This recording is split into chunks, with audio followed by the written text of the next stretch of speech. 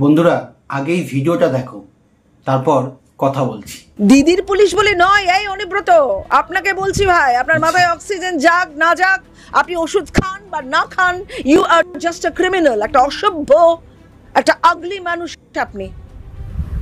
আপনাকে আপনার সরকার শাস্তি দেবে না, কিন্তু আমরা আছি শাস্তি দেওয়ার জন্য। একটা করে যদি আপনার গালে হাত বোলাই তাহলে আপনার গালের চামড়াটা থাকবে না। আমরা এতটাই ক্রুদ্ধ। তারপরে আপনার লোকেরা বলছে নাকি আর্টিফিশিয়াল ইন্টেলিজেন্স দিয়ে নাকি এই কথাগুলো বলা হয়েছে। তাহলে আপনি ক্ষমা চাইলেন কেন ভাই? দিদি বলেছে বলে আপনি ক্ষমা চাননি, কিন্তু আপনি কথাগুলো বলেছেন ওই জড়ানো গলায় আপনি অনেক মেয়েদের অপমান করেছেন। বন্ধুরা, তোমরা তো পাপিয়াদির স্টেটমেন্টটা দেখলে এবং শুনলে।